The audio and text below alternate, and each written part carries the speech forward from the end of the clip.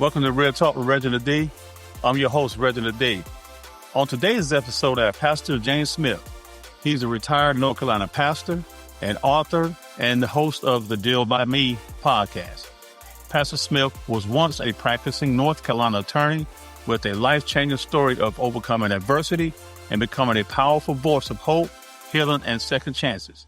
Welcome to the show, Pastor Smith. Thank you very much. I'm glad to be with you. Yes, sir. Absolutely. So, Pastor Smith, can you share some insights into your upbringing in North Carolina and what inspired you to pursue a career in law? Well, yeah, I don't mind doing that. I am, I tell people I was just a country lawyer. And, of course, I robbed a bank and received a 15-year sentence, of which I served 5 years in the Federal Correction Institution.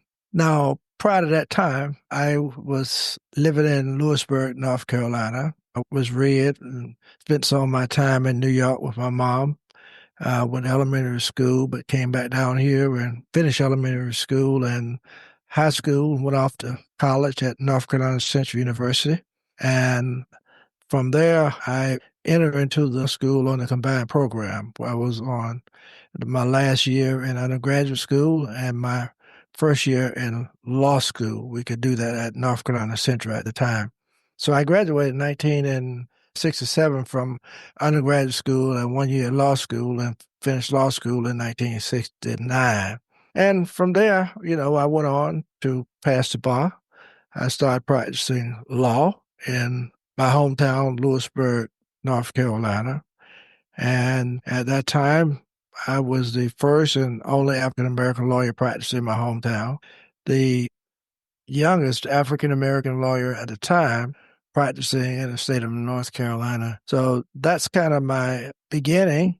I can share further in the question that you want to ask me. My life is an open book, so I don't try to hide anything. I just open it up because I'm hoping that folk can learn from my experience and know how you can come back from certain situations in your life. Yes, sir. Absolutely. So let's go back to when you first started practicing law. What were the challenges and triumphs that you experienced, first being the first African-American attorney in your hometown and being like one of the youngest one in the state? Well, I don't know that there was a whole lot of challenges. There was a little racism still. I had to overcome some of that. Remember some incident in Henderson where I had to deal with a little racism. But in Lewisburg, I was treated, really good, because I think nobody wanted to mess with the first African-American lawyer who came into the town, and that was my hometown too. So, my family was well known. And so from that viewpoint, I was okay. Now, you always experience some, in those early years, a little racism when you go into other cities. People don't know you, and, you can tell that they don't want to really believe that you're a lawyer, don't want to treat you like that until you kind of demand it.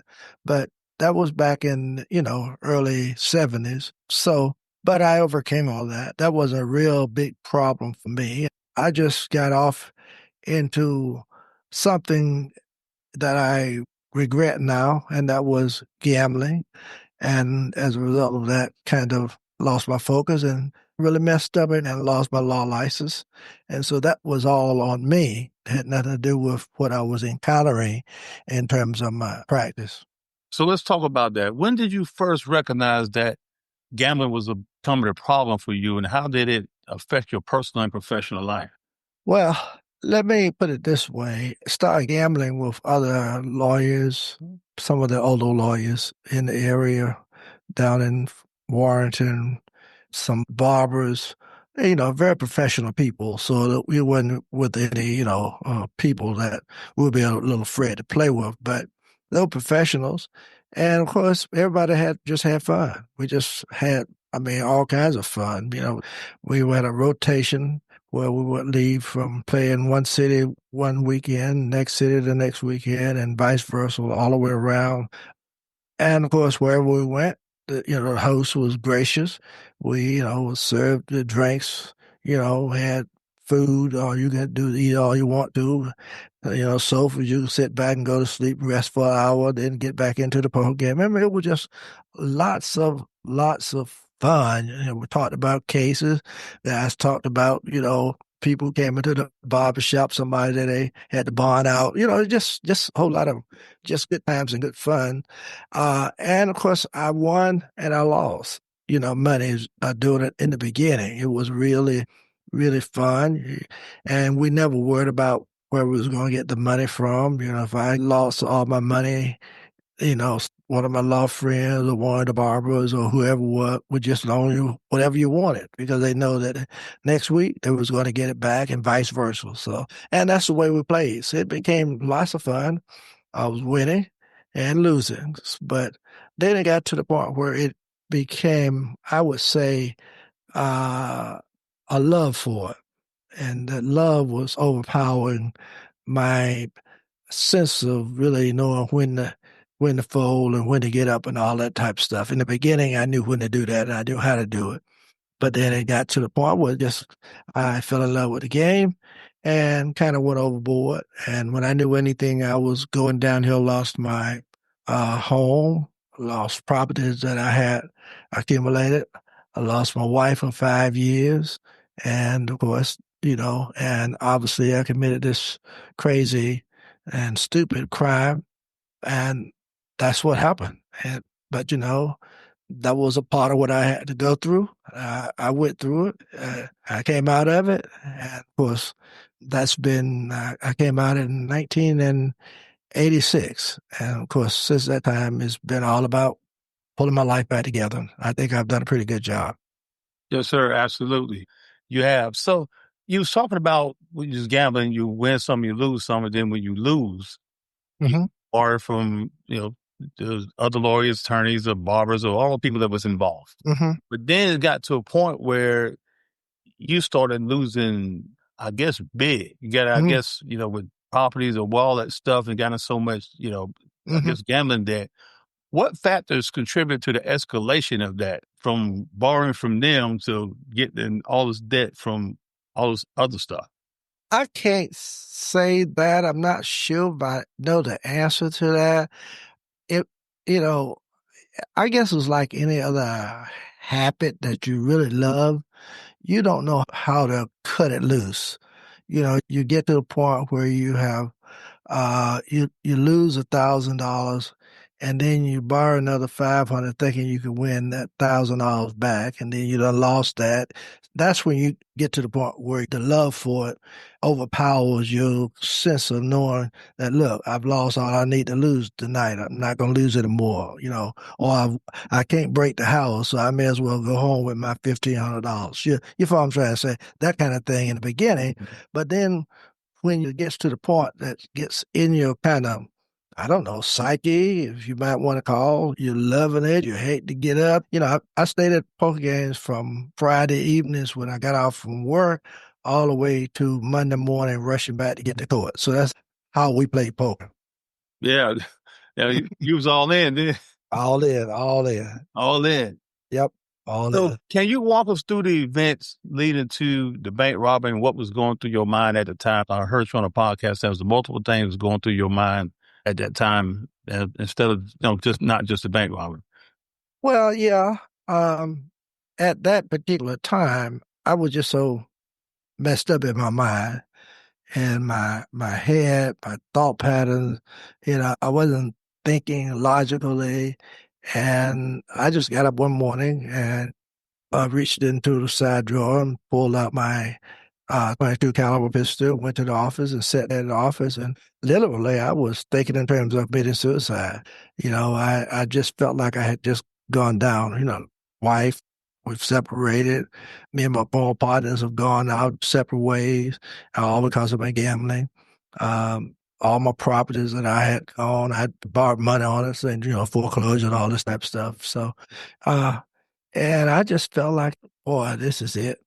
And I think the only reason I didn't do that was because of my mom. I'm an only child to a single mom, and we were very close. And I started thinking about her, what my mom going to do. And, all kind of thoughts come in your mind. And so I closed up the office and just got in the car and started riding and thought about it a couple of times. After I got on 85, I stopped right in front of a transfer truck, but I didn't, but all this stuff, crazy stuff comes to your mind. When I knew the thing, I had ended up in Oxford, North Carolina, at a restaurant because it was early in the morning. It was about 10, I guess, 10:30. And I decided to get me something to eat. And I was hungry. I just, it takes it's hard to really describe it, but you just everything just crossing through your mind. How am I going to do this? How am I going to do that? And I was eating, and I looked out the window, and there was a CCB bank.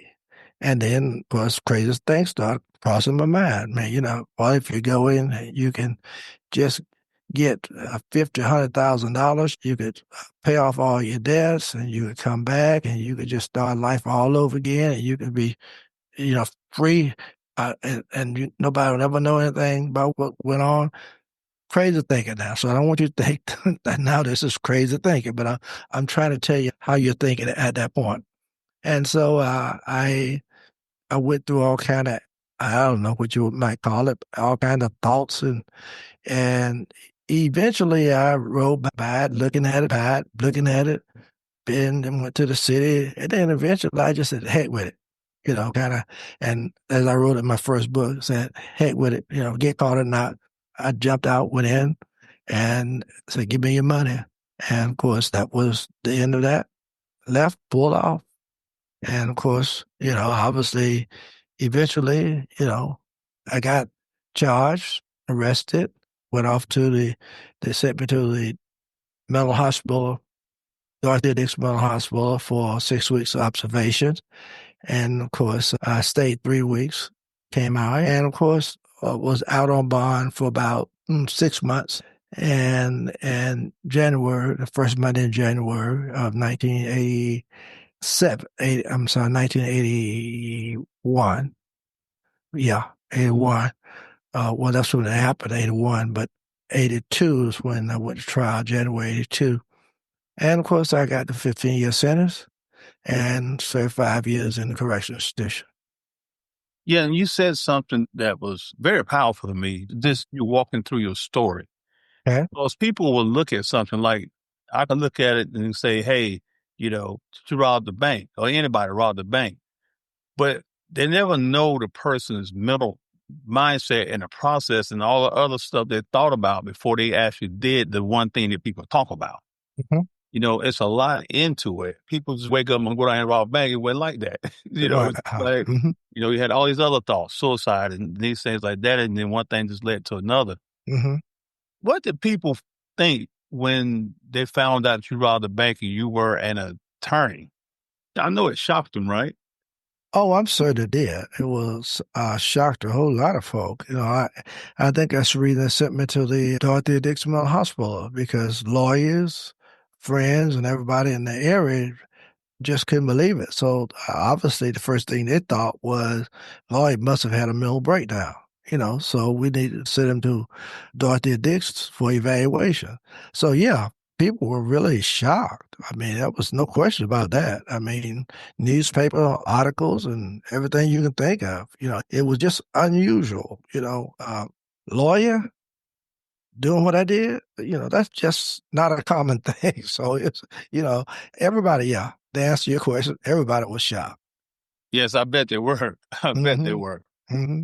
So, Pastor Smith, how did your time in prison influence your perspective on life and faith when you were in there? Well, let me back up because I always have to put this in perspective. You see, my mom was a dedicated Christian, very dedicated, committed Christian. I've always been in church. I've always, I wasn't always the most faithful and uh, I guess, the most dedicated, committed Christian like my mom was, but I went to church. And when I was young, mom took me to church, so I was in Sunday school. So I knew what it was like. And so when this happened to me, I was at the Dorothy Dix Hospital. while I was at Dorothy Dix Hospital. This was before I got my sentence. Those 3 weeks were just 3 weeks of real reflection. I mean, serious reflection. Like, how in the world did I get here? You know, how, I mean, how did I do what I did? I just can't believe it. I'm going through all this in my head and in my mind. And I just start praying. I asked the Lord to, help me get through it. And I made the commitments that all the stuff that I was doing, gambling, even at that time, socializing with drinking and, all the crazy little stuff, womanizing, all of that I was doing at that time. I made this commitment that was it. It's all over. I'm finished. And believe me, I can say with honesty to this point, to this day, it was all over. That was before I even went in. So after I got out of the mental hospital, got a job, obviously I couldn't go back to practice law. So I, one of my friends gave me a job at his service station. I worked there for a short while. Then another gentleman who was on the county commissioner who owned a supermarket in Henderson gave me a job. And, when I said job, I don't mean something fancy. I mean just something where I could make a little money. And the job working with him was behind the cashier bagging groceries and taking them out to the car with my former clients, uh, family, friends. And when I was working at the service station, it was pumping gas and washing windshields. So humility set in. You really start thinking about, gee, I thought I was up on cloud nine when I was practicing law, and look what I'm doing now, and it's just something about those kinds of things that began to work on you. And I began to just really start thinking seriously, meditating, and I felt the call to the ministry. And of course, I told my mom about it. And she said, well, you want to talk with your pastor? And so I did. I called my pastor, and I guess this was probably about 4 months afterwards, maybe 5 months. I went to see him while I was out, and I told him my thought, my thinking, and I felt called to pastor. And in the Missionary Baptist Church, we have to do what you call a trial sermon or initial sermon. And I told him that I knew I was going to get some time. I had made myself very content with that. That wouldn't even bother me anymore. I said, now I know I'm going to get some time, and I don't want people to think that I'm doing this to kind of get a short sentence. So I'd rather wait until I get out to do my trial sermon. He said, no, don't do that. If you feel the call, you want to do your trial sermon. And now, because you don't know, the Lord might have something for you to do while you're confined. He said there are people who are going to need a word from you where you are. And accepting what he was saying. And sure enough, that's the way it really happened. I did my trial sermon the first Sunday in January, and that Monday following the trial sermon, I went to Fayetteville and got this 15-year sentence. I was just as comfortable. Now, my mom, it really set her back. But for me, I was just as comfortable. All I wanted to do was get it behind me because I knew where I was going. I knew where my life was going to take me. I felt very comfortable. I just wanted to get it out of the way and come back and prove myself that, look, what you did was not really you. And that's what I did. Wow, that's an awesome story. It's one thing that's got so much power is when you surrender to God. When you said that, all right, I'm done with it, I'm over it, then God said, okay, now I can use you, and that's just the way it works. Yeah. And I heard you on another podcast, and you mentioned something about going to speak to some people that had gambling problems at a facility somewhere. And I guess they decided not to allow you Right. to do it because they kept calling you your addict, I guess it was. And you was Right. like, no, man, I'm over this. Yeah, I can speak to that. See, but in my first book, Deal by Me, Golden Opportunity to Belong, and the title came from my gambling. I always like to tell people that, when you don't want your next hand, you just say deal by me. And that meant, look, totally I'm finished with it. Okay. So, and obviously the golden opportunity blown was the fact that I lost my right to practice law. But I thought in the beginning that I was a compulsive gambler. I really felt that that was what caused me to get to where I was. But after I had been out for a while and called the Gambling Anonymous, it was, as a matter of fact, it was the house right in Chapel Hill, and I wanted to go over and talk with the guys. And so I felt like, what I had gone through, I could really share with them. I thought I could really help get them right on the right track. And the manager or director, whoever it was, asked me if I was still a compulsive gambler. I said, no, I'm finished. I don't gamble at all now. No more poker in my life, period. I'm finished. And he said to me, well, I'm not sure if the guys would want to hear from you because we just believe and we teach that once a compulsive gambler, always a compulsive gambler. Same concept as a alcoholic, same concept. Once an alcoholic, always an alcoholic. Well, I didn't argue with him, but I just knew I was no longer a gambler. I knew that, period. He couldn't tell me the difference. And so I started thinking about it. And during the COVID, I started writing my second book, and which is Dear by Me, a second edition.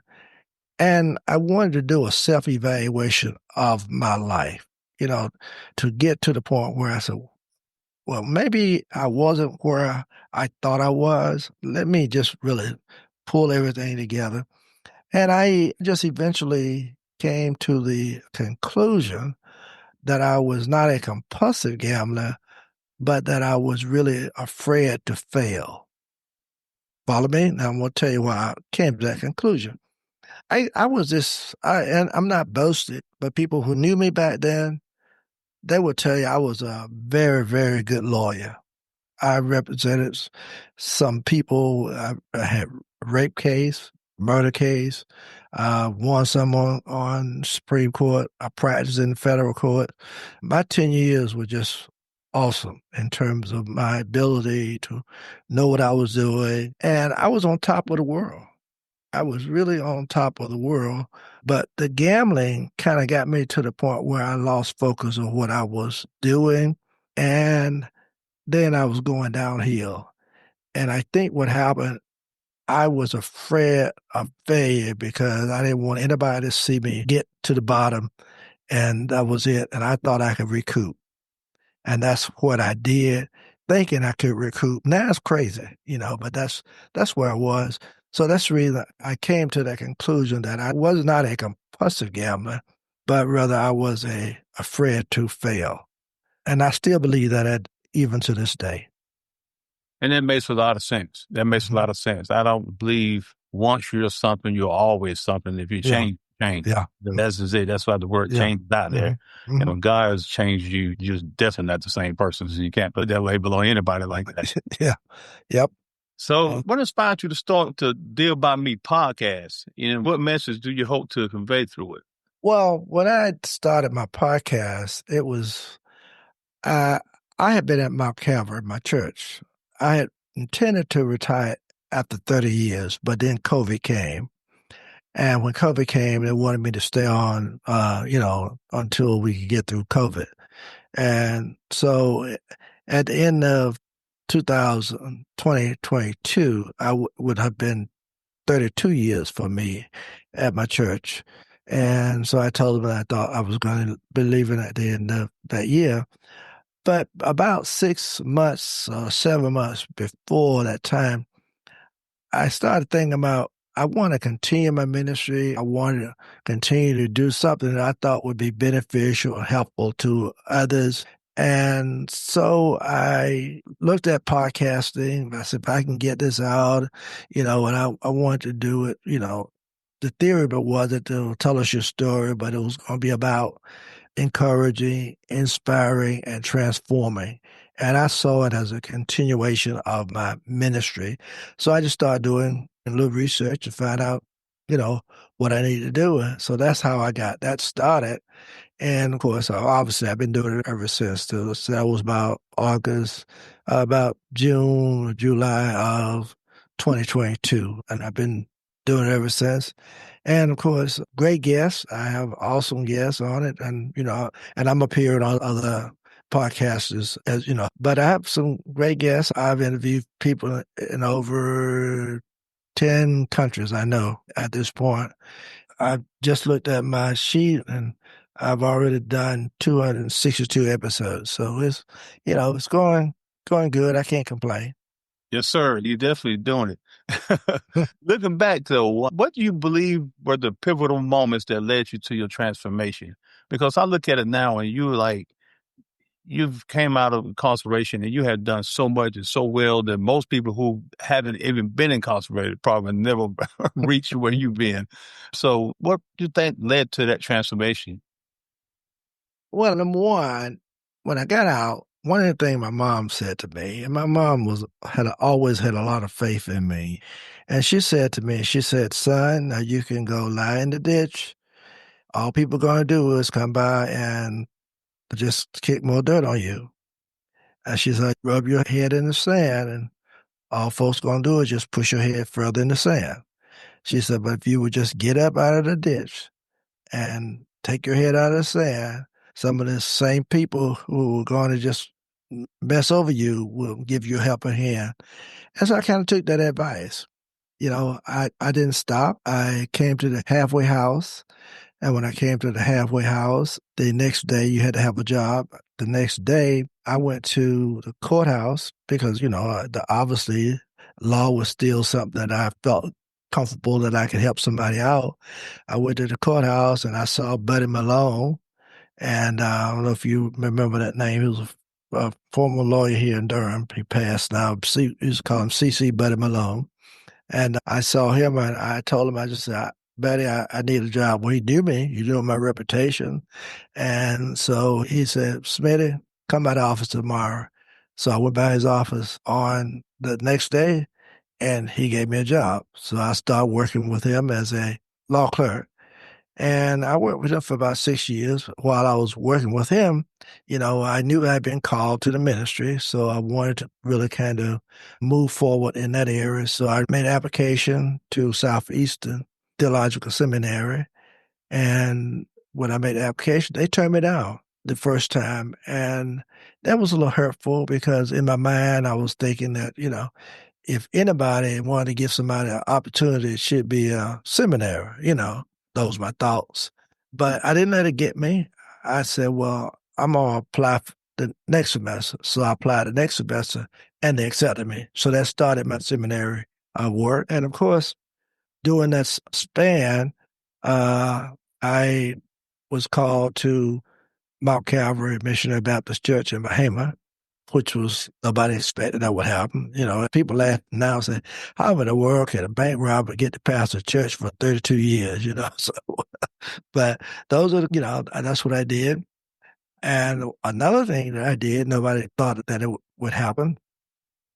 I went to Henderson, and one of my law friends, a white gentleman, he told me, he said, "Smitty," he said, "you need to see if you can do continual education for the North Carolina State Bar." He said, "Because uh, lawyers need to hear your story and just know how one can come back if they've, made errors and what have you." And he said, "Jim Blackburn is doing it." Well, Jim Blackburn was a white lawyer who had embezzled lots of money from his law firm, but the bar allowed him to teach continuing education to lawyers across the state. And he was the only disbarred lawyer that was doing that. And so I told my friend, I said, well, and I didn't know Jim personally. So I said, "Well, but Jim, crime is not violent. Mine is violent. So I don't think they'll let me." And so I came back and talked to my wife. My wife now, as a matter of fact, July will be 35 years. So I talked with her and she told me, she said, "Well, honey, you don't have your license anyway, so they can't do it." I said, "No, you know." I said, "Well, that's right." So I called over there, called to the state bar. And the state bar asked me, had I talked with Jim Blackburn? I said, "No." So they told me, "You might want to talk with him." So I did. I called Jim They gave me his number. I called him and went over. We had breakfast together in Raleigh, and he told me what I needed to do. I did it, and I sent all my information in to the state bar. You're gonna like the story now. I sent all my information into the state bar, and of course they got back with me and told me that within 3 weeks that I should have an answer. And in that 3 weeks, I had not heard anything from them. In my mind, I kind of felt like they probably was not going to let me do CLE for the state bar, but I didn't let it stop me because in my mind, I kept seeing them seeing a African. You're gonna appreciate this. Seeing an African American lawyer who robbed a bank. That was not a pretty sight. You understand where I'm coming from? You know that what they were seeing was not a pretty sight. So I got dressed. I put on my 3-piece suit. I got shaved, nice haircut, and I told my wife, I said, I'm going over to the North Carolina State Bar. I went over to the North Carolina State Bar. I asked to see someone that was in the continual legal education department. They sent this lady down, and when she came down and looked at me, honestly, this is true, I could tell right then that her whole demeanor had changed. And I felt very confident that I was going to get approved as a sponsor. She said to me, she said, uh, Dr. Smith, she said, just give us another couple of days. She said, I know within 3 to 5 days, you ought to hear something. Within 3 to 5 days, I got a letter telling me, congratulations, you have been chosen as a sponsor of continuing education for the North Carolina State Bar. I was the only African American lawyer, and Jim was a white person. We were the only two in the state of North Carolina that was disbarred that they allowed to teach continuing legal education. I went all over the state talking to white lawyers, all kinds, old, young. I taught ethics, mental health, and substance abuse.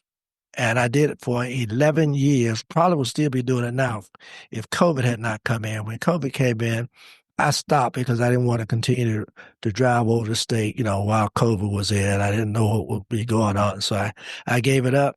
But that's what I did. I thought that was a good little story to tell you how you have to keep on doing stuff with that and seminary. You just can't stop. You just got to say, look, I'm going to do it. I know the Lord's with me and I ain't going to stop and I'm going to do this. And that's what I did. Yes, I love that story. You can't give up. I tell Yeah. anybody that you Mm-hmm. can't Yep. give up, and then you've been relentless in what you want. Mm-hmm. God honors that. People don't understand that. Yep. If you wouldn't have put that 3-piece suit on and went down there, that probably would have never happened. That's right. That's right. It wouldn't have. I feel confident it would not have happened. I would have just gotten a letter, saying something, we're sorry, but at this time we're not able to approve you as a sponsor. I can see the letter, but I wasn't gonna let that happen. Right, You right, might do it, but you're gonna do it after you see me. You right. understand what I'm saying? Yeah, yeah. Yeah, you're going to get all the meeting before you make your decision. That's exactly right. Yeah. Okay, well, Pastor Smith, what advice would you offer individuals that struggling with some type of addiction or seeking a path to redemption? Well, number one of the first thing I tell people all the time is to accept responsibility. You know, whatever you have done or you're going through, accept it. Say, look, man, I messed up. Whether you got into drinking that caused something to happen to you, whatever that situation, I messed up.